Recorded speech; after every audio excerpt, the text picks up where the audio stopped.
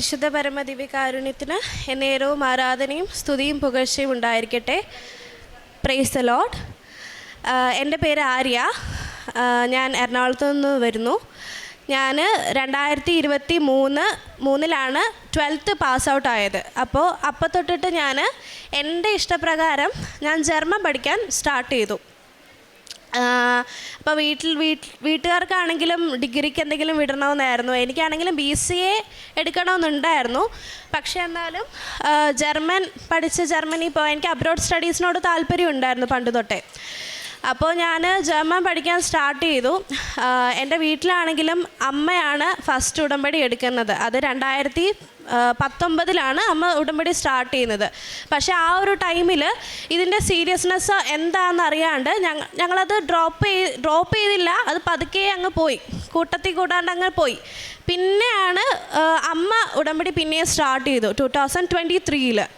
So അമ്മ വീട്ടിലിരുന്ന് സാക്ഷ്യങ്ങൾ കേൾക്കും, പ്രാർത്ഥന ചൊല്ലും, അത് കഴിഞ്ഞിട്ട് സാക്ഷ്യങ്ങൾ കേൾക്കും. അപ്പോൾ ഞാൻ എന്നും ഈ ഡെയിലി ഇത് തന്നെ ആയപ്പോൾ ഞാൻ ചോദിച്ചു, എന്തിനാ ഇങ്ങനെ മറ്റുള്ളവരുടെ സാക്ഷ്യം കേൾക്കുന്നത്, മറ്റുള്ളവരുടെ കേട്ടിട്ട് നമുക്ക് എന്ത് കിട്ടാനാ എന്നിങ്ങനെ ചോദിച്ചു. അപ്പോൾ അമ്മ പറഞ്ഞു അതിന് മാപ്പ് പറയും എന്നൊക്കെ ചോദിച്ചപ്പോഴത്തേക്ക് എനിക്ക് അതിൻ്റെ ആ ഒരു സീരിയസ്നെസ് എന്താണെന്നോ ഒന്നും അറിയാണ്ട് ഇങ്ങനെ ഇരിക്കുകയായിരുന്നു. പക്ഷെ ഞാൻ കുഞ്ഞിലേ തൊട്ടേ ക്രിസ്ത്യൻ സ്കൂളിലാണ് ഞാൻ പഠിച്ചതും. LKG സെക്ഷൻ തൊട്ടിട്ട് ക്രിസ്ത്യൻ സ്കൂളിലൊക്കെയാണ് ഞാൻ പഠിച്ചതും വളർന്നതും ഒക്കെ. സോ അപ്പോൾ തൊട്ടേ എനിക്ക് ഈശോയിനെ അറിയാം, മാതാവിനെ അറിയാം. ഞാൻ പള്ളിയിൽ പോകും. അപ്പോൾ എനിക്കെന്തോ ഞാൻ മെൻ്റലി കുറേ വീക്കായിരുന്നു ആ ഒരു ടൈമിൽ. ജർമ്മൻ പഠിക്കാൻ സ്റ്റാർട്ട് ചെയ്ത ടൈമിൽ ഞാൻ ഓൾറെഡി ക്ലാസ്സിൽ ലേറ്റായിട്ടായിരുന്നു പോയത്. അപ്പോൾ ഞാൻ ഭയങ്കര ഇൻട്രോവേർട്ടായി. ഞാൻ ഭയങ്കര എക്സ്ട്രോവേർട്ടായിട്ടുള്ള ആളായിരുന്നു. അപ്പോൾ ഞാൻ ഭയങ്കര ഇൻട്രോവേർട്ടായി. എനിക്ക് ആരോടും സംസാരിക്കാൻ പറ്റുന്നില്ല, നേരെ ചൊവ്വേ പഠിക്കാൻ പറ്റുന്നില്ല. അപ്പോൾ ഞങ്ങളുടെ അവിടെ ഒരു പള്ളിയിൽ ഞാൻ പോകുന്നുണ്ടായിരുന്നു. പള്ളിയിൽ പോകും. അപ്പോൾ അവിടുന്ന് ഞങ്ങൾ വചനപ്പെട്ടി വാങ്ങിച്ചെങ്കിൽ പോലും ഞാനത് തുറന്ന് വായിക്കുകയോ ഏതെങ്കിലും ഒരു വചനം എടുത്ത് വായിക്കുകയോ ഒന്നും ചെയ്തിട്ടുണ്ടായില്ല.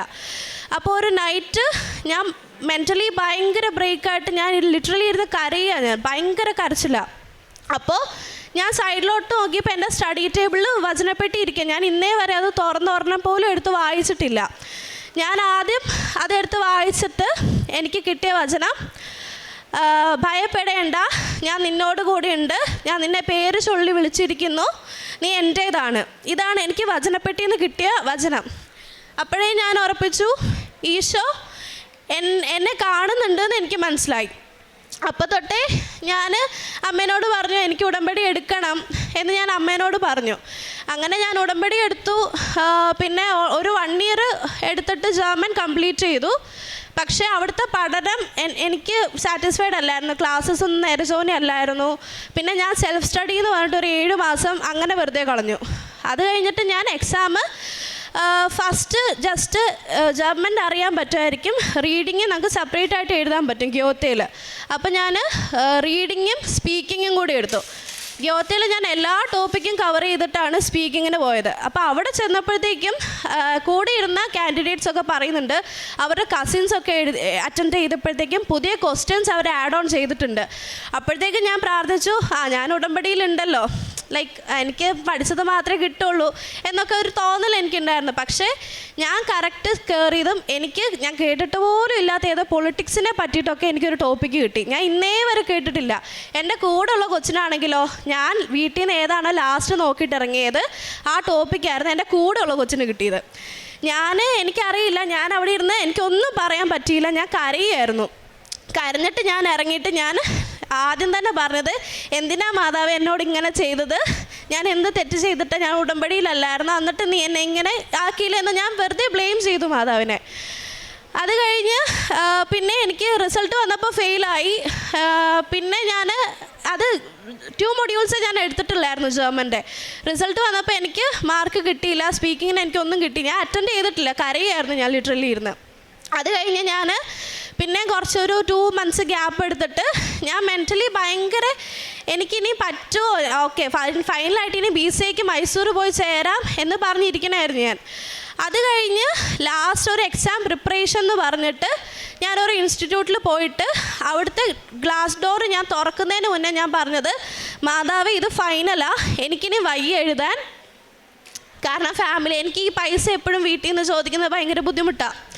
അപ്പോൾ എൻ്റെ ചേച്ചിയാണ് എന്നെ പഠിപ്പിച്ചതും. എന്തോ ദൈവാനുഗ്രഹം കൊണ്ടിട്ട് അവസാന നിമിഷമാണെങ്കിലും എക്സാമിൻ്റെ ഫീസാണെങ്കിലും ഇൻസ്റ്റിറ്റ്യൂട്ടിൽ കൊടുക്കാനുള്ള പൈസ ആണെങ്കിലും ചേച്ചി വഴി മാതാവ് സഹായിച്ച് എനിക്ക് എപ്പോഴും അതിനൊരു തടസ്സമില്ലാണ്ട് കിട്ടിയിട്ടുണ്ട്. അപ്പോൾ എന്നാലും പൈസ ഇങ്ങനെ ഞാൻ കാരണം പരീക്ഷ എഴുതുന്നു, പൊട്ടുന്നു, അങ്ങനെ പൊയ്ക്കൊണ്ടിരിക്കുക. അപ്പോൾ ഞാൻ ലാസ്റ്റ് പറഞ്ഞു, മാതാവ് ഇത് ഫൈനലാണ്, ഇതും കൂടെ കിട്ടിയില്ലെങ്കിൽ ഞാൻ ഡ്രോപ്പ് ഔട്ട് ചെയ്യും, ഞാൻ എന്തെങ്കിലും ഡിഗ്രി ഞാൻ എടുത്ത് പോയി പഠിക്കുമെന്ന് പറഞ്ഞിട്ടാണ് ഇൻസ്റ്റിറ്റ്യൂട്ടിൽ ഞാൻ കയറുന്നത്. അവിടുന്ന് ഞാൻ എക്സാം പ്രിപ്പറേഷൻ എടുത്ത് ഞങ്ങളുടെ ക്ലാസ്സിലെ എല്ലാ സ്റ്റുഡൻസും കൂടെ 24 സ്റ്റുഡൻസ് ഉണ്ടായിരുന്നു. ഞങ്ങളെല്ലാവരും കൂടെ ഒരുമിച്ച് ബുക്ക് ചെയ്തു ട്രിവാൻഡ്രത്ത് ചിലക്ക് എക്സാമിന്. അപ്പോൾ അവിടെ പോയി കഴിഞ്ഞപ്പോഴത്തേക്കും ജർമ്മൻ ഏത് എക്സാം പാറ്റേൺ ആണെങ്കിലും ജർമ്മനാണ് ഡിഫിക്കൽട്ടാണ്, പക്ഷേ എക്സാം പാറ്റേൺ ഡിഫറൻസേ ഉണ്ടാവുള്ളൂ ചിലക്കും ഗ്യോത്തയൊക്കെ തമ്മിൽ. അപ്പോൾ ഞങ്ങളെല്ലാവരും കൂടെ ഒരുമിച്ച് ഞങ്ങൾ ട്രിവാൻഡ്രം ബുക്ക് ചെയ്തു. എൻ്റെ അമ്മ മാത്രമേ പേരൻ്റായിട്ട് എൻ്റെ കൂടെ വന്നുള്ളൂ, ബാക്കിയൊക്കെ സ്റ്റുഡൻസ് അവർ മാത്രമാണ് വീട്ടിൽ നിന്ന് വന്നത്. ഞങ്ങൾ എന്നിട്ട് ജൂൺ 19 എനിക്ക് എല്ലാവർക്കും ഡേറ്റ് കിട്ടി. അപ്പോൾ എക്സാം ഹാളിൽ കയറുന്നതിന് മുന്നേ നമുക്ക് കുറേ ഇൻസ്ട്രക്ഷൻസ് തരും, ഇത് ഇന്നതൊന്നും അവിടെ പോയി ചെയ്യല്ല. അവിടെ ഒരു ലേഡി പറയുകയും ചെയ്തു, ചിലർ ബിലീഫിൻ്റെ ഭാഗമായിട്ട് കൃപാസനത്തിൽ ഉപ്പ് കൊണ്ടിട്ട് സിസ്റ്റത്തിലൊക്കെ ഇടും, അതാരും ചെയ്യില്ലെന്ന്. എൻ്റെ കയ്യിൽ ഓൾറെഡി ഉപ്പൊക്കെ ഉണ്ടായിരുന്നു, ഉപ്പും കാശ് രൂപയൊക്കെ ഞാൻ പോക്കറ്റിലൊക്കെ വെച്ചിട്ടായിരുന്നു ഞാൻ ഹോളിൽ കയറുന്നത് ഓൾറെഡി. അപ്പോൾ ഞാൻ ഹോളിൽ കയറി കഴിഞ്ഞപ്പോഴത്തേക്കും എക്സാമിനർ അങ്ങോട്ട് പോകുമ്പോഴായിരിക്കും ഞാൻ ഉപ്പെടുത്ത് സിസ്റ്റത്തിലിട്ടുള്ള ടേബിളിലൊക്കെ ഞാൻ എൻ്റെ വിശ്വാസം എൻ്റെ മാതാവിൻ്റെ കാശ് രൂപ ഉപ്പ് എൻ്റെ കയ്യിലുണ്ട്, അതിനുള്ള വിശ്വാസത്തിൽ ഞാൻ ഉപ്പൊക്കെ ഇട്ടു. അത് കഴിഞ്ഞിട്ട് നമ്മൾ കയറുമ്പോഴത്തേക്കും ലിസ്റ്റ് ചെക്ക് ചെയ്യാൻ വേണ്ടിയിട്ട് എക്സാമിനർ പേര് വിളിക്കും. ഫസ്റ്റ് പേര് വിളിച്ചപ്പോൾ എൻ്റെ നെയിം ഇല്ല. അപ്പോൾ ഞാനോർത്ത് വിട്ടുപോയതായിരിക്കും, 3 റോ ആയിട്ടാണ് ഇരിക്കുന്നത്, അതിനകത്ത് നടുക്കത്തെ റോയിൽ ഏറ്റവും ബാക്കിലായിരുന്നു ഞാൻ. അപ്പോൾ ഫസ്റ്റ് പേര് എല്ലാവരെയും വിളിച്ചപ്പോൾ ഞാൻ ഓർത്തു എൻ്റെ വിട്ടുപോയതായിരിക്കും എന്ന് ഓർത്തു. പിന്നെ സെക്കൻഡ് ടൈമും പേര് വിളിച്ചപ്പോൾ എൻ്റെ നെയിം ഇല്ല. അപ്പോൾ ആരെയാ പേര് വിളിക്കാത്തതെന്ന് പറഞ്ഞ് കൈ പൊക്കാൻ പറഞ്ഞപ്പോഴത്തേക്കും ഞാൻ കൈ പൊക്കി. എനിക്കപ്പോഴത്തേക്കും എന്താണെന്നറിയില്ല, എനിക്ക് വിഷമമൊന്നും തോന്നിയില്ല. പക്ഷെ ബാക്കി എൻ്റെ ക്ലാസ്മേറ്റ്സ് ആയിരുന്നു ഇരിക്കുന്നവർ മൊത്തം. അത് കഴിഞ്ഞിട്ട് എക്സാമിനർ ഓരോരോ ഇൻസ്ട്രക്ഷൻസ് പറയാൻ തുടങ്ങി, അങ്ങോട്ടും ഇങ്ങോട്ടും നോക്കല്, സംസാരിക്കല്, അതിൻ്റെ കൂട്ടത്തിൽ പറയാൻ തുടങ്ങിയതായിരുന്നു. നമ്മൾ ഓരോരോ ഇപ്പോൾ ജർമ്മൻ പഠിക്കുന്നവർക്കറിയാം, നമ്മൾ ഷ്രൈബനൊക്കെ ആണെങ്കിൽ ഓരോരോ ടെംപ്ലേറ്റ് നമ്മൾ തന്നെ ക്രിയേറ്റ് ചെയ്യും, നമുക്ക് കംഫർട്ടബിൾ ആയിട്ടുള്ളത്. ആ ഒരു ടെംപ്ലേറ്റ് എഴുതിയിട്ട് ക്വസ്റ്റ്യൻ അപ്ലൈ ചെയ്താൽ തന്നെ നല്ലൊരു അത്യാവശ്യം മാർക്ക് സ്കോർ ചെയ്യാനുള്ളൊരു ഓപ്ഷൻ ഉണ്ട് നമുക്ക്. സോ ഞാൻ തന്നെ ക്രിയേറ്റ് ചെയ്തൊരു ടെംപ്ലേറ്റ്, അത് എനിക്ക് കംഫർട്ടബിൾ ആയിട്ടുള്ളൊരു ടെംപ്ലേറ്റ് ആയിരുന്നു. അപ്പോൾ എൻ്റെ ക്ലാസ്സിൽ ബാക്കോട്ട് നിൽക്കുന്ന കുറച്ച് സ്റ്റുഡൻസ് ഉണ്ടായിരുന്നു, ചെക്കന്മാർ കുറച്ച് സ്റ്റുഡൻസ് ഉണ്ടായിരുന്നു. അപ്പോൾ എന്നെ പഠിപ്പിക്കുന്ന ആൾ അവർക്കൊരു ഹെൽപ്ഫുൾ ആയിക്കോട്ടെ എന്ന് ഓർത്തിട്ട് ഞാൻ ക്രിയേറ്റ് ചെയ്ത ടെംപ്ലേറ്റ് അവർക്കും കൂടെ പഠിക്കാൻ കൊടുത്തു. അപ്പോൾ ക്ലാസ്സിലൊരു 75% എൻ്റെ കൂടെയുള്ള ക്ലാസ്മേറ്റ്സ് എൻ്റെ തന്നെ ടെംപ്ലേറ്റ് പഠിച്ചിട്ടുണ്ടായിരുന്നു. അത് കഴിഞ്ഞ് എക്സാം ഹാളിൽ നിന്നപ്പോൾ എക്സാമിനർ പറയുന്നത് ഒരേ സെൻറ്റൻസ് തന്നെ ഒന്നിൽ കൂടുതലുള്ള സിസ്റ്റത്തിൽ വന്നിട്ടുണ്ടെങ്കിൽ സിസ്റ്റം അത് ഡിക്റ്റേറ്റ് ചെയ്തിട്ട് 0 ആക്കി കളയുമെന്ന് പറഞ്ഞു. അപ്പോൾ ഞാൻ നന്ദി പറഞ്ഞ് എനിക്ക് സങ്കടം കൊണ്ടല്ല, ഞാൻ മാതാവിനോട് നന്ദിയാണ് പറഞ്ഞ് കരഞ്ഞുകൊണ്ടിരുന്നത്. കാരണം എൻ്റെ പേര് മാത്രമാണ് അതിനകത്ത് വിളിക്കാണ്ടിരുന്നത്. ഇപ്പം എൻ്റെ പേരും കൂടെ അതിനകത്ത് ഉണ്ടായിരുന്നെങ്കിൽ 0 ആയി പോയേനെ. എന്നിട്ട് ഞാൻ അവിടെ ലിറ്ററലി ഇരുന്ന് കരഞ്ഞപ്പോൾ അവിടുത്തെ എക്സാം ഹാളിലിരുന്ന എക്സാമിനറിന് ആരോടും മിണ്ടാൻ പറ്റില്ല. പക്ഷേ എൻ്റെ അടുത്ത് വന്നിട്ട്, ഞാൻ ഏറ്റവും ബാക്കിലായിരുന്നു ഇരുന്നത്, എൻ്റെ അടുത്ത് വന്നിട്ട് എൻ്റെ അടുത്ത് മുട്ടുകുത്തിയിരുന്നിട്ട് എന്നെ കംഫേർട്ട് ചെയ്തുകൊണ്ടിരിക്കുക. അതിൻ്റെ ഒരാവശ്യമില്ല, എനിക്ക് ആളെ അറിയില്ല, ആ സാറിന് എന്നെ അറിയില്ല. അവിടെ ഇരുന്നിട്ട് എന്നെ കംഫേർട്ട് ചെയ്തുകൊണ്ടിരിക്കുക. ആര്യയുടെ പ്രശ്നമല്ല, ഇവിടുത്തെയും പ്രശ്നമല്ല, അത് ജർമ്മനിയിൽ അവിടുത്തെ എക്സാം സെൻറ്ററിൽ ആര്യയുടെ പേര് വരാത്തതിൻ്റെ കുഴപ്പമാണ്. അപ്പോഴേ ഞാൻ പറഞ്ഞു എനിക്ക് സങ്കടമൊന്നുമില്ല, പക്ഷേ ചോദിച്ചു സ്പീക്കിംഗ് ഇന്ന് അറ്റൻഡ് ചെയ്യാൻ പറ്റുമെന്ന് പറഞ്ഞു. ആഫ്റ്റർ 2 PM സ്പീക്കിംഗ് അറ്റൻഡ് ചെയ്യാൻ പറ്റുമെന്ന് പറഞ്ഞു. അത് കഴിഞ്ഞ് ഒരു ലഞ്ച് ബ്രേക്ക് ഉണ്ടായിരുന്നു, 1/2 hour. അപ്പോൾ ഞാനാണെങ്കിൽ പുറത്തിറങ്ങിയ ആ ഒരു ടൈമിൽ ഈ സാറ് അങ്ങോട്ടും ഇങ്ങോട്ടും കിടന്ന് ഓടുന്നുണ്ട്. അപ്പോഴത്തേക്ക് അമ്മേനെ വിളിച്ചു. എൻ്റെ അമ്മ മാത്രമേ പേരൻ്റായിട്ട് വന്നുള്ളൂ.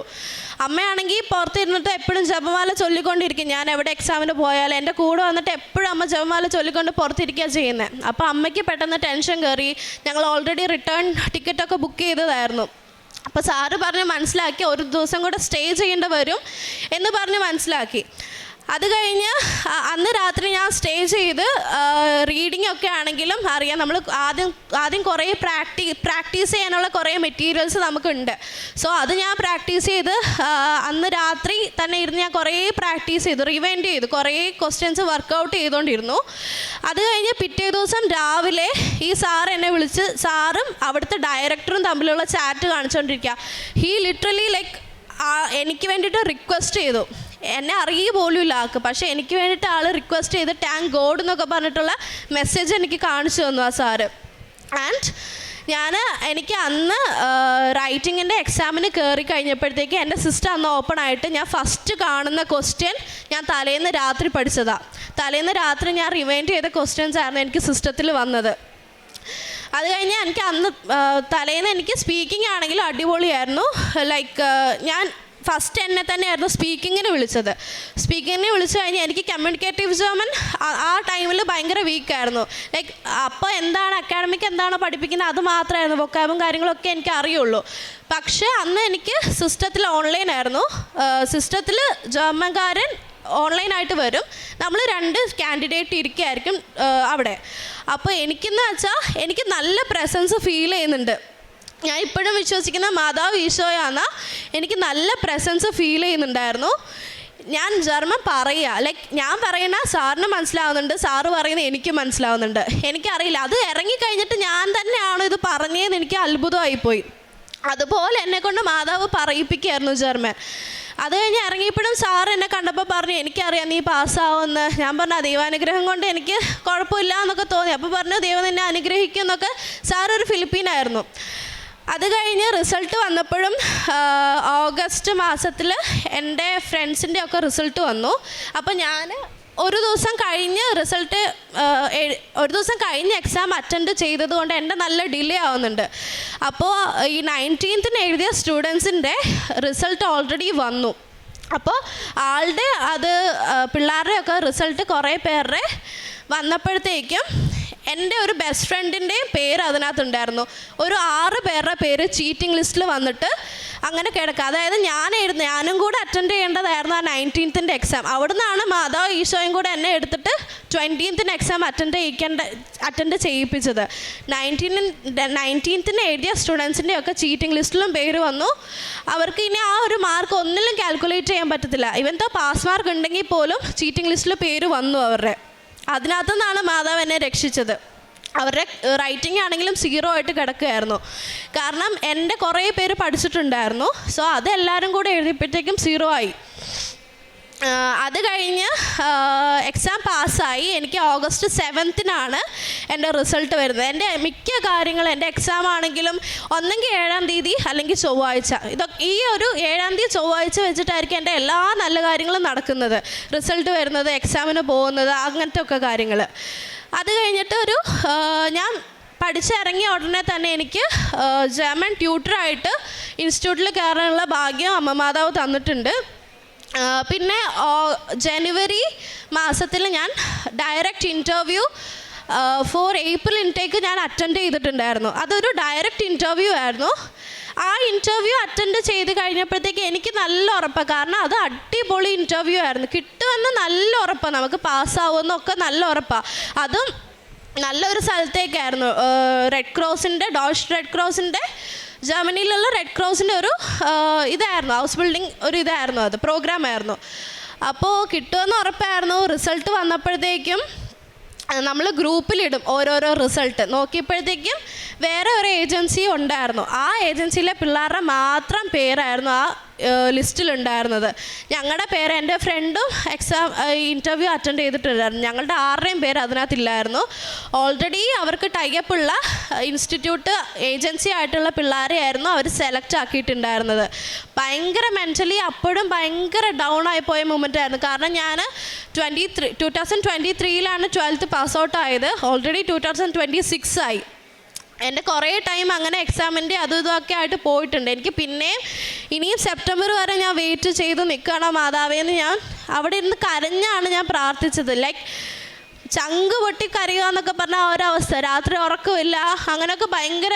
ഞാനും എൻ്റെ ഫ്രണ്ടും വിളിച്ചിരുന്ന് ഭയങ്കര കരച്ചില്ല. അപ്പോൾ അവൾ പറഞ്ഞു, എടി ഇനി എങ്ങനെയൊക്കെ പോയാലും നമുക്ക് ഏപ്രിൽ ഇൻടേക്ക് കിട്ടില്ല, നീ അത് വിട്ടേക്ക്, നീ അത് അക്സെപ്റ്റ് ചെയ്തേ പറ്റുള്ളൂ, ഏപ്രിൽ ഇൻടേക്ക് കിട്ടില്ല, നമുക്ക് രണ്ടുപേർക്ക് ഇനി സെപ്റ്റംബർ ഇൻടേക്കിനെ പോകാൻ പറ്റുള്ളൂ എന്ന് പറഞ്ഞു.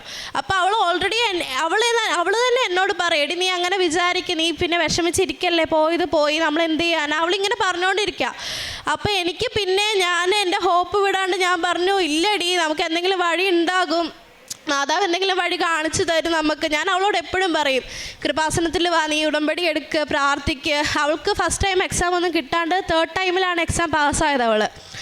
അപ്പോൾ അവളാണെങ്കിൽ ഇങ്ങനെ കുറേ ആഡൊക്കെ കുറേ ന്യൂസൊക്കെ കണ്ടിട്ട് അവൾ എന്നോട് പറഞ്ഞു, എടി അവിടെയൊക്കെ നീ എന്താ അവർ ഈ പത്രമൊക്കെ കൊടുക്കാൻ പറയുന്നുണ്ട്, അതൊക്കെ എനിക്ക് തോന്നുന്നില്ല, നമ്മൾ ഈശോനെ പ്രാർത്ഥിച്ചാൽ പോരെ, അങ്ങനെയൊക്കെ അവൾ കുറേ കേട്ട കാര്യങ്ങൾ പറയുന്നുണ്ട്. അപ്പം ഞാനതൊക്കെ തിരുത്തി കൊടുക്കും, എടി നീ അങ്ങനെയൊന്നും അല്ല പറയണ്ട, നീ അവിടെ പോയി മാധവനോട് പ്രാർത്ഥിക്കും, നീ ഇതൊക്കെ ഞാൻ ഇവളോട് പറയുന്നുണ്ട്, ഇങ്ങനെ എപ്പോഴും ഞാൻ പറയും.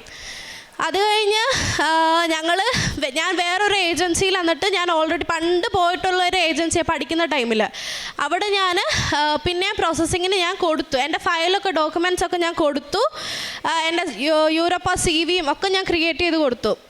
അപ്പോൾ അത് ഓൾറെഡി പോയി, അത് സെപ്റ്റംബർ ഇൻടേക്കിനുള്ള CV ആണ് ഞാൻ അവർക്ക് കൊടുത്തത്. എൻ്റെ ഡോക്യുമെൻറ്റ്സ് എല്ലാം സെപ്റ്റംബർ ഇൻടേക്കിനുള്ള പ്രോസസ്സിംഗ് ആണ് ഞാൻ സ്റ്റാർട്ട് ചെയ്തത്. അപ്പോൾ ഒരു ദിവസം എൻ്റെ മാമാണെങ്കിൽ, ഞങ്ങളുടെ അവിടുത്തെ മാമാണെങ്കിൽ രാവിലെ വിളിച്ചിട്ട് ഒരു 9:30 ഒക്കെ കഴിഞ്ഞപ്പോഴത്തേക്കും അവിടുത്തെ മാമാണെങ്കിൽ എന്നെ രാവിലെ വിളിച്ചിട്ട് പറഞ്ഞു, ആര്യ ഏപ്രിൽ പോകാൻ റെഡിയാണോ എന്ന്. ഞാൻ എന്നിട്ട് ഉറക്കത്തിലാണ്, ഞാൻ ഫോണൊന്നും കൂടെ നോക്കിയത്, സ്വപ്നമാണോ എന്നൊക്കെ അറിയാൻ ഫോണൊന്നും കൂടെ നോക്കി. മാം പറഞ്ഞു, ആര്യ ഏപ്രിൽ പോകാൻ റെഡിയാണ്, നമുക്കൊരു 3 സീറ്റ് വേക്കൻസി വന്നിട്ടുണ്ട്, അവർക്ക് അർജൻറ്റായിട്ട് സ്റ്റുഡൻസിനെ വേണമെന്ന് പറഞ്ഞു. ഞാൻ അന്ന് രാത്രി ഞാൻ ചങ്ക് പൊട്ടി കരഞ്ഞിട്ടാണ് കിടന്നത്. എനിക്ക് സെപ്റ്റംബർ ഇൻടേക്കിന് പോകാൻ വയ്യ, കാരണം അത്രയും ടൈം കുറച്ചും കൂടെ കിടക്കുക, 7 മാസം നിയർലി ഇനിയുണ്ട്, 7 മാസം എനിക്ക് വയ്യ നിൽക്കാൻ എന്നൊക്കെ പറഞ്ഞ് ഞാൻ കുറേ കരഞ്ഞതാ മാതാവിനെ ഈശോനെ വിളിച്ചിട്ട്. പിറ്റേ ദിവസം രാവിലെയാണ് എനിക്ക് മാം ഇങ്ങനെ വിളിച്ചിട്ട് പറയുന്നത്, 3 സീറ്റ് ഉണ്ട്, ആര്യ റെഡിയാണോ പോകാൻ. അപ്പം ഞങ്ങൾ ഓൾറെഡി മാതാവ് അനുഗ്രഹിച്ച് പൈസയൊക്കെ ഈ ജനുവരിയിലത്തേക്ക് പോകണമല്ലോ, ജനുവരിയിലത്തേക്ക് എന്തായാലും ഡയറക്റ്റ് ഇൻ്റർവ്യൂ അറ്റൻഡ് ചെയ്തപ്പോൾ അപ്പം തന്നെ ക്യാഷ് കൊടുക്കണമായിരുന്നു. അപ്പോൾ ഓൾറെഡി പൈസ അങ്ങനെ കുറച്ച് സെറ്റാക്കി വെച്ചിട്ടുണ്ടായിരുന്നു. അപ്പോൾ ഞാനിങ്ങനെ മാമിനോട് പറഞ്ഞു. അത് കഴിഞ്ഞിട്ട് മാം പറയുന്നത്, ആര്യ വിത്തൗട്ട് ഇൻ്റർവ്യൂ ആയിരിക്കും, ഇൻ്റർവ്യൂ ഉണ്ടാവില്ല എന്ന് പറഞ്ഞു. ഞാനപ്പോഴത്തേക്ക് എഴുന്നേറ്റിട്ട് ഞാൻ പറഞ്ഞു, ഓക്കെ മാം, ലൈക്ക് മാം എന്നോട് പറഞ്ഞ ചിലപ്പോൾ റിക്രൂട്ടറായിട്ട് എന്തെങ്കിലും ഒരു ഇൻ്റർവ്യൂ ഉണ്ടാവുള്ളൂ, അല്ലാണ്ട് സ്കൂളായിട്ടോ എംപ്ലോയറായിട്ടോ ഒരു ഇൻ്റർവ്യൂ ഉണ്ടാവില്ല, കാരണം അവർക്ക് അതിനുള്ള ടൈമില്ല. ഞാൻ അപ്പോഴത്തേക്കും ജോസഫ് അച്ഛൻ എപ്പോഴും ധ്യാനത്തിൽ പറയും, മാതാവ് സമയചുരുക്കം നടത്തുന്ന മാതാവ് എന്ന് എപ്പോഴും പറയും. ഞാൻ ശരിക്കും അത് അനുഭവിച്ചൊരു ദിവസമായിരുന്നു അന്ന്. രാവിലെ ഉറക്കത്തിന് എഴുന്നേറ്റാണ് എന്നോട് പറയുന്നത് ഏപ്രിൽ പോകാൻ റെഡിയാണോ എന്നൊക്കെ. ഞാൻ അപ്പോഴത്തേക്കും അമ്മേനോട് പറഞ്ഞപ്പോഴത്തേക്കും അമ്മയ്ക്കും ഭയങ്കര സന്തോഷമായി. അത് കഴിഞ്ഞിട്ട്, കാരണം എൻ്റെ ഫയൽ ഓൾറെഡി ഞാൻ ഡോക്യുമെൻറ്റേഷനൊക്കെ അവർ ചെയ്ത് വെച്ചേക്കായിരുന്നു, അപ്പോൾ സിമ്പിളായിട്ട് എൻ്റെ ഫയലും എടുത്ത് കൊടുത്തു അവർക്ക്. വിത്തിൻ 1 ഡേ എനിക്കെൻ്റെ കോൺട്രാക്റ്റ് കിട്ടി. വിത്തൗട്ട് ഇൻ്റർവ്യൂ എനിക്കെൻ്റെ കോൺട്രാക്റ്റ് മാതാവ് എനിക്ക് തന്നു. അവിടുത്തെ എംപ്ലോയർ സൈഡിൽ നിന്നും സ്കൂളിൻ്റെ സൈഡിൽ നിന്നൊക്കെ എനിക്ക് കോൺട്രാക്റ്റ് തന്നു. ഞാൻ നോക്കിയപ്പോൾ അതും റെഡ് ക്രോസിൻ്റെയാണ്. ഞാൻ സ്കൂൾ ടൈമിൽ റെഡ് ക്രോസിനൊക്കെ ഭയങ്കര ആക്റ്റീവായിട്ടുള്ള മെമ്പറായിരുന്നു. ഞാൻ നോക്കിയപ്പോൾ അതും റെഡ് ക്രോസിൻ്റെയാണ്. ആൻഡ് അതിനകത്ത് മെൻഷൻ ചെയ്തിരിക്കുന്ന സ്റ്റൈഫൻഡ് ആണെങ്കിലും യൂഷ്വലി 3 ഇയേഴ്സ് ഉണ്ട്. അപ്പോൾ ഈ 3rd ഇയറിൽ കിട്ടുന്ന സ്റ്റൈഫൻഡാണ് എനിക്ക് ഫസ്റ്റ് ഇയറിൽ അവിടെ കിട്ടുന്നത്. അതിന് മാതാവിനോട് ഞാൻ കുറേ നന്ദി പറഞ്ഞ് പ്രാർത്ഥിച്ചിട്ടുണ്ട്. ആൻഡ് പിന്നെ വിസയ്ക്ക് വെച്ചപ്പോഴാണെങ്കിലും പെട്ടെന്ന് തന്നെ വിസയ്ക്ക് എനിക്ക് എവിടുന്നൊക്കെ എനിക്ക് സഹായം വരുന്നതെന്ന് അറിയില്ല. ഞാനൊന്നും അറിഞ്ഞില്ല ആക്ച്വലി. എൻ്റെ ഫയലൊക്കെ അവർ തന്നെയാണ്, എനിക്കൊന്നും അറിയേണ്ട വന്നിട്ടില്ല. വിസയ്ക്ക് വെക്കാം അവർ പറഞ്ഞു അവിടെ പോയി ചെയ്യണം, ഞാൻ അതുപോലെ ചെയ്തു, വിസയ്ക്ക് വെച്ചു. അത് കഴിഞ്ഞ് എൻ്റെ കൂടെയുള്ളവർ ഈ കഴിഞ്ഞ ആഴ്ച കൂടെയുള്ളവർ കയറിപ്പോയി. അതായത് 28th or 27th എൻ്റെ കൂടെയുള്ളവർ ജർമ്മനിയിലേക്ക് കയറിപ്പോയി. അവർക്ക് വിസ നേരത്തെ വന്നു. എൻ്റെ മാത്രം അതായത് 3 പേരുണ്ട്, അതിനകത്ത് 2 പേരുടെ വിസ നേരത്തെ വന്നിട്ട് അവർ കയറിപ്പോയി. അപ്പോൾ മാമും സാറും പറയുന്നുണ്ട്, ആര്യ പാനിക് ആവല്ല്, അവർ ഓൾറെഡി അവർക്ക് പോയേ പറ്റുള്ളൂ, ആര്യനെ ഞങ്ങൾ പുറകെ ഉടനെ തന്നെ വിടാമെന്ന് പറഞ്ഞു. എനിക്കപ്പോഴത്തേക്കും മെൻ്റലി എനിക്ക് ഭയങ്കര ബുദ്ധിമുട്ടായി. എനിക്ക് പാനിക് അറ്റാക്ക് വരുന്ന അങ്ങനെ കുറേ ഇഷ്യൂസ് എനിക്കുണ്ടായി. ഞാൻ അപ്പോഴും ഈശോനെ വിളിച്ചിട്ട് കരഞ്ഞ് പ്രാർത്ഥിക്കും, വചനപ്പെട്ടി എടുക്കും. അവിടുന്ന് എനിക്ക് കിട്ടുന്ന വചനങ്ങളൊക്കെ എനിക്ക് എൻ്റെ ഈശോ അതിൽ കൂടെ എനിക്ക് സംസാരിക്കാൻ തോന്നിയിട്ടുണ്ട്. ഞാൻ ഫോണിൽ എനിക്ക് വചനങ്ങൾ കിട്ടും, അതിനകത്ത് ഓരോന്നും വരുന്നതും God is with her, she will not fail. ഇതൊക്കെയാണ് എനിക്ക് കിട്ടിക്കൊണ്ടിരിക്കുന്നത്. Because of your faith it will happen. ഇതൊക്കെയാണ് എനിക്ക് ഓരോ തവണയും എനിക്ക് ഈശോ എന്നോട് സംസാരിക്കുന്ന പോലെയാണ് ഓരോ വചനത്തിൽ കൂടെ എനിക്ക് തോന്നിയിട്ടുള്ളത്. അത് കഴിഞ്ഞ് ഞാൻ ഈ തിങ്കളാഴ്ച അപ്പോൾ പിള്ളേർ കയറിപ്പോയപ്പോഴും ഞാൻ അവിടെ ഇരുന്ന് എനിക്ക് കരച്ചിൽ നിർത്താൻ പറ്റുന്നില്ല. ഞാൻ കരയുന്ന കണ്ടിട്ട് അമ്മ ചങ്ക് പൊട്ടിക്കരയും. എൻ്റെ കൊച്ചിനെ ഒറ്റയ്ക്ക് ഇട്ടിട്ട് അവർ പോയില്ല മാതാവ്, എൻ്റെ കുഞ്ഞിനെ എന്തിനാ ഒറ്റയ്ക്കാക്കിയേ എന്നൊക്കെ പറഞ്ഞിട്ട് അമ്മ ഭയങ്കര കരച്ചിൽ. എനിക്ക് മറ്റുള്ളവർ കരയുന്ന കാണുമ്പോഴത്തേക്ക് എനിക്ക് ഭയങ്കര വിങ്ങലാണ്. എനിക്ക് ഭയങ്കര വിങ്ങലാണ്. അപ്പോഴത്തേക്കും അമ്മയാണെങ്കിൽ അവിടുന്ന് ഭയങ്കര പ്രാർത്ഥനയും കരച്ചിലും ഒക്കെ. തിങ്കളാഴ്ചയാണിത്. അപ്പോഴത്തേക്കും എൻ്റെ വേറൊരു VFSൻ്റെ അവിടെ പോയപ്പോഴും എനിക്കൊരു ഫ്രണ്ടിനെ കിട്ടിയിട്ടുണ്ടായിരുന്നു. അവൾ ഹൗസ് ബിൽഡിങ്ങിനല്ല, വേറൊരു കോഴ്സിന്. അവൾക്കും ഇതുപോലെ വിസ വന്നിട്ടില്ല. അപ്പം ഞാൻ അവളോട് പറഞ്ഞു, എടി ഈ ആഴ്ച തന്നെ മാതാവ് എന്തെങ്കിലും ഒരു അത്ഭുതം ഉണ്ടാക്കും, നിനക്കും എനിക്ക് ഒരുമിച്ച് തന്നെ വിസ വരുമെന്ന് പറഞ്ഞു. അതുപോലെ തന്നെ ചൊവ്വാഴ്ച ഞാനൊരു 10:30 ആയപ്പോഴത്തേക്കും, ചൊവ്വാഴ്ച ധ്യാനം കൂടാൻ വേണ്ടിയിട്ട് ഞാനിങ്ങനെ TV ഒക്കെ ഓണാക്കാൻ നിൽക്കുമായിരുന്നു. കറക്റ്റ് 10:30 ആയപ്പോഴത്തേക്ക് എനിക്ക് അവിടുന്ന് ബാംഗ്ലൂരിൽ നിന്ന് എൻ്റെ പാസ്പോർട്ടും കാര്യങ്ങളൊക്കെ ഡിസ്പാച്ച് ആയെന്ന് പറഞ്ഞൊരു മെസ്സേജും മെയിലും എനിക്ക് വന്നു. അതേ സമയം തന്നെ എനിക്ക് ആ VFSൽ നിന്ന് പരിചയപ്പെട്ട കൊച്ചിനും ഇതുപോലെ ഡിസ്പാച്ച് ആയെന്ന് പറഞ്ഞിട്ടുള്ള മെയിലും കാര്യങ്ങളൊക്കെ വന്നു. എന്നെ അവിടെ അമ്മ കരഞ്ഞ് പ്രാർത്ഥിച്ചത് എന്നെ അവിടെ ഒറ്റയ്ക്കാക്കിയെന്നായിരുന്നു അമ്മ അവിടെ കരഞ്ഞ് പ്രാർത്ഥിച്ചത്. അപ്പോൾ VFSൽ നിന്ന് ചിലപ്പോൾ അവളുടെ കൂടെ പോകാനായിരിക്കും മാതാവ് വിധിച്ചിട്ടുണ്ടാവുക. അവൾക്കും ആ സെയിം ഡേറ്റിൽ തന്നെ മെയിൽ വന്നു. അത് കഴിഞ്ഞിട്ട് ഇന്നലെയാണ് എനിക്ക് എൻ്റെ വിസ കിട്ടിയത്. ഇന്നലെ വിസ കിട്ടിയപ്പോൾ അവൾ തൃശ്ശൂരുള്ള കൊച്ചാണ്. അവൾക്കാണ് ആദ്യം വന്നത്. അവൾ പറഞ്ഞു, എടി അവൾക്ക് ഫസ്റ്റ് ഓൾറെഡി റിജക്ഷൻ വന്നത് ഒരു തവണ. ഞാൻ അവളെയും കൂടെ വെച്ചിട്ടാണ് മാതാവിനോട് പ്രാർത്ഥിക്കുന്നത്, മാതാവേ ആ കൊച്ചിനോട് കിട്ടണേ, അവൾക്ക് ഫസ്റ്റ് ഒന്നാമത്തെ റിജക്ഷൻ വന്നത് അവൾക്കും കൂടെ കിട്ടണേ, ഞങ്ങൾക്ക് ഒരുമിച്ച് പോകാൻ പറ്റണേന്നായിരുന്നു ഞാൻ പ്രാർത്ഥിച്ചുകൊണ്ടിരുന്നത്. അത് കഴിഞ്ഞിട്ട് ഇന്നലെ എനിക്കും എനിക്കും പാസ്പോർട്ട് വന്നപ്പോൾ എനിക്കും വിസ വന്നിട്ടുണ്ട്. അത് 7ാമത്തെ പേജിൽ എൻ്റെ മാതാവ് എനിക്ക് വിസ അടിച്ച് തന്നിട്ടുണ്ട്. ഇന്നലെ അപ്പം തന്നെ ഞങ്ങൾ ഫ്ലൈറ്റൊക്കെ ബുക്ക് ചെയ്ത്, ഞങ്ങൾ ഒരുമിച്ചാണ് ഫ്ലൈറ്റ് ബുക്ക് ചെയ്തത്. ഒരേ സ്ഥലത്തേക്കാണ് ഞങ്ങൾ ഫ്ലൈറ്റിൽ പോയി ഇറങ്ങുന്നത്. ഇത്ര അനുഗ്രഹം തന്ന അമ്മ മാതാവിന് ഈശോയ്ക്കും 1000 നന്ദി പറയുന്നു. ഞാനാണെങ്കിൽ എനിക്ക് ഒട്ടും ടൈമില്ല. ഞാൻ എൻ്റെ സ്യൂട്ട് കേസ് മാത്രമേ വാങ്ങിച്ച് വെച്ചിട്ടുള്ളൂ ഓൾറെഡി. എനിക്കിനി സാധനങ്ങൾ വാങ്ങിച്ച് തുടങ്ങണം. ഞാൻ പോകുന്നത് ഈ വരുന്ന മൺഡേ May 4th ഞാൻ പോകുന്നത്. കാരണം എനിക്ക് ഉടനെ ജോയിൻ ചെയ്തേ പറ്റുള്ളൂ. ഓൾറെഡി ക്ലാസ് മാർച്ചിൽ തുടങ്ങിയ ക്ലാസ്സാണ്. എനിക്കിപ്പോഴും എന്നിട്ട് അവർ ടൈം തന്നിട്ടുണ്ട്. കാരുണ്യ പ്രവൃത്തി ഞാൻ ചെയ്തത്, ഞങ്ങൾ ക്യാൻസർ വാർഡിൽ പോകുമായിരുന്നു. ഗവൺമെൻറ് ഹോസ്പിറ്റൽ എറണാകുളത്തുള്ളത്. അവിടെ ക്യാൻസർ വാർഡിൽ പോയപ്പോൾ ഒരു തവണ പോയപ്പോഴും ഒരു 18 വയസ്സുള്ള ഒരു കൊച്ചാണ്. അവളെ ആണെങ്കിൽ ഞാൻ തിരിയാൻ തുടങ്ങിയായിരുന്നു. അപ്പോൾ ആ കൊച്ചവിടെ ഒറ്റയ്ക്ക് ഇരിക്കുന്ന കണ്ടിട്ട് ഞാൻ അവരുടെ അടുത്തോട്ട് പോയപ്പോഴത്തേക്കും അവരുടെ അമ്മൂമ്മയായിരുന്നു അവരെ നോക്കിക്കൊണ്ടിരുന്നത്. അവരുടെ അച്ഛൻ മരിച്ചു പോയതാ, അവരുടെ അമ്മ ഇട്ടിട്ട് പോയതാ. ഈ അമ്മൂമ്മയാണ് ആ കൊച്ചിനെ എപ്പോഴും നോക്കിക്കൊണ്ടിരിക്കുന്നത്. അപ്പോൾ ആ കൊച്ചിന് ഭയങ്കര ഡിപ്രഷനാണ്. എൻ്റെ തലയ്ക്കായിരുന്നു ക്യാൻസർ. അപ്പോൾ ഞാനാണെങ്കിൽ അവിടെ പിന്നെ അങ്ങോട്ട് പോകെ ദിവസം ഞാൻ ആ കൊച്ചിനെ വിസിറ്റ് ചെയ്യാൻ പോവുകയായിരുന്നു.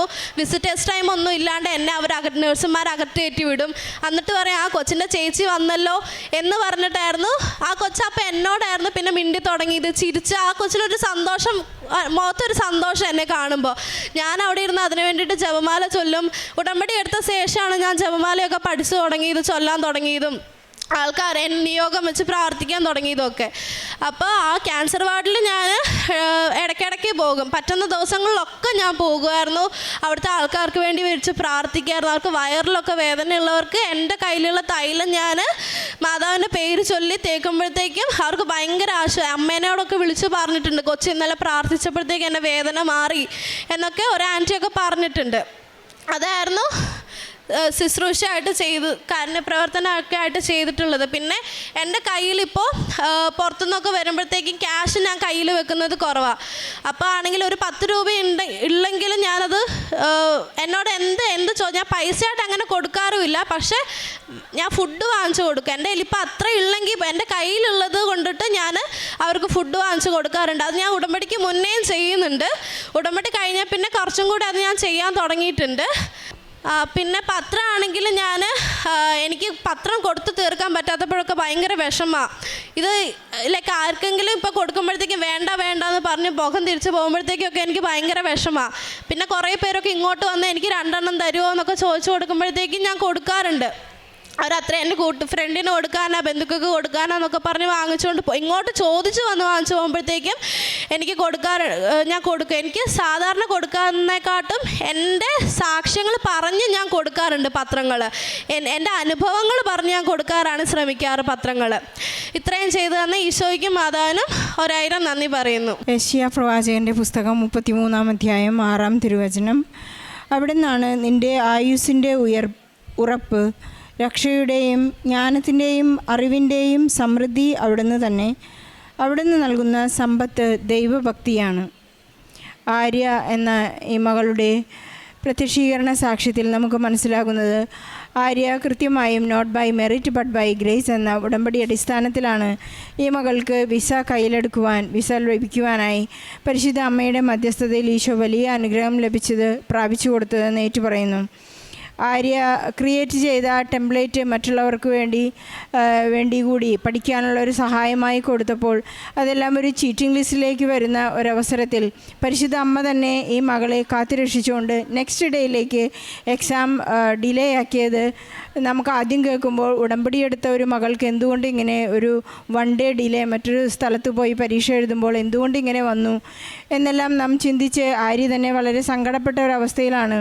അവരുടെ റിസൾട്ട് വന്നപ്പോഴുണ്ടായ ഒരു 0 റിസൾട്ടിനെ കുറിച്ച് അവൾക്കറിയാൻ സാധിച്ചതും പരിശുദ്ധ അമ്മ തന്നെ എത്രമാത്രം കരുതലോടെയും ഉടമ്പടി എന്താണ്, എന്നെ എവിടെയാണ് കൊണ്ടെത്തിക്കുന്നതെന്നെല്ലാം വളരെ കൃത്യമായിട്ട് ഈ മകൾക്ക് മനസ്സിലാക്കാനായി സാധിച്ചു കൊടുത്തത് ഈ ഉടമ്പടിയാണ്.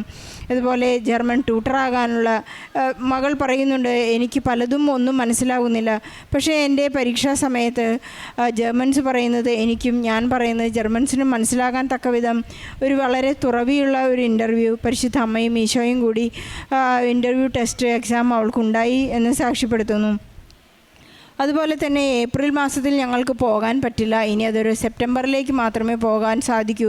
മറ്റെല്ലാവരും പോയി. സമയച്ചുരുക്കത്തിൻ്റെ അമ്മയാണ് ഈ മകൾക്ക് ഏപ്രിൽ എന്ന ആ ഒരു ആഗ്രഹത്തെ പരിശുദ്ധ അമ്മ തന്നെ വളരെ കൃത്യമായി ഇൻ്റർവ്യൂ കൂടാതെ ഈ മകൾക്ക് കോൺട്രാക്റ്റ് കിട്ടി. അത് താൻ ആഗ്രഹിച്ച റെഡ് ക്രോസിൽ തന്നെ കിട്ടാനുള്ള എല്ലാ സാധ്യതകളും പരിശുദ്ധ അമ്മയുടെ മധ്യസ്ഥതയിൽ ഈശോ നൽകിയത്. നമുക്ക് ഈ സാക്ഷ്യത്തെ വിലയിരുത്തുമ്പോൾ ഈ മകൾ 60 മേനി കൊയ്ത ഒരു സാക്ഷ്യത്തെക്കുറിച്ച് നമുക്ക് മനസ്സിലാകും. മറ്റുള്ളവർക്കെല്ലാം കിട്ടിയാലും എനിക്ക് സങ്കടപ്പെടേണ്ട ആവശ്യമില്ല, കാരണം ഞാൻ പ്രത്യാശയിൽ ജീവിക്കുന്നവർ, ജോസഫ് അച്ഛൻ്റെ കണക്കനുസരിച്ച് വിശ്വാസത്തിൽ ജീവിക്കുന്നവർ അയ്യോ എനിക്ക് കിട്ടിയില്ലല്ലോ എന്നുള്ള നിലവിളിയോടെയാണ്. പക്ഷെ പ്രത്യാശയിൽ ജീവിക്കുന്നവർ മറ്റുള്ളവർക്കെല്ലാം കിട്ടിയാലും ഈശോ എനിക്ക് തരാനുള്ളത് സമയച്ചുരുക്കത്തിൽ എനിക്ക് തന്നിരിക്കും എന്നുള്ള വലിയ പ്രത്യാശയുടെ ജീവിതമാണ്. നമ്മൾ അതിൽ നിന്ന് ഉയരേണ്ടത് 100 മേനിയിലേക്കാണ്. 100 മേനി വിളവ് എന്ന് പറഞ്ഞാൽ അത് സ്നേഹം. ഈശോ എൻ്റെ കൂടെയുണ്ടെങ്കിൽ എനിക്ക് ഭൗതിക ആവശ്യങ്ങളുടെ യാതൊരു നിയോഗങ്ങളുടെയും ആവശ്യമില്ല. എനിക്ക് ഈശോ എല്ലാം തരും. ഈശോ ആണ് എൻ്റെ പ്രയോറിറ്റി എന്നുള്ള ഒരു ലെവലിലേക്ക് നാം എത്തേണ്ടതാണ് ഉടമ്പടി എന്ന് നമുക്ക് ഓർമ്മിച്ചെടുക്കണം. ഈശോ നൽകിയ എല്ലാ അനുഗ്രഹങ്ങൾക്കും കൃപകൾക്കും ആര്യയ്ക്ക് ലഭിച്ച അനുഗ്രഹത്തോടൊപ്പം നമുക്ക് നമ്മുടെ എല്ലാ സങ്കടങ്ങളെയും പ്രതിസന്ധികളെയും ഈ സാക്ഷ്യത്തോട് ചേർത്ത് വെച്ച് ഈശോയ്ക്കും പരിശുദ്ധ അമ്മയ്ക്കും നല്ലൊരു കയ്യടി നൽകി സാക്ഷ്യം നമുക്ക് സമർപ്പിക്കാം. അത്യപൂർവ ദൈവാനുഭവങ്ങൾ ഇനി നിങ്ങൾക്കും സ്വന്തം. ഈ യൂട്യൂബ് ചാനൽ ഇതുവരെ സബ്സ്ക്രൈബ് ചെയ്തിട്ടില്ലെങ്കിൽ ഇപ്പോൾ തന്നെ സബ്സ്ക്രൈബ് ചെയ്യുക. ഈ വീഡിയോ ഇപ്പോൾ തന്നെ നിങ്ങളുടെ സുഹൃത്തുക്കൾക്ക് ഷെയർ ചെയ്തുകൊണ്ട് കർത്താവിൻ്റെ പ്രേക്ഷിതരാകുക.